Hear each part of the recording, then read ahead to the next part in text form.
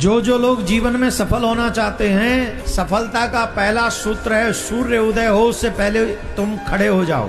जो व्यक्ति देर तक सोता रहता है वो अपने भाग्य को मलिन करता रहता है। सूर्य उदय से पहले तुम्हें खड़ा होना ही चाहिए, बिस्तर छोड़ देना चाहिए। और हर माँ बाप को अपने बच्चे को लाड लड़ाने की बजाय सुबह बिस्तर में से जल्दी उठा देना चाहिए। और आपका बच्चा जल्दी उठ जाएगा अगर आपका बच्चा जल्दी सो जाएगा।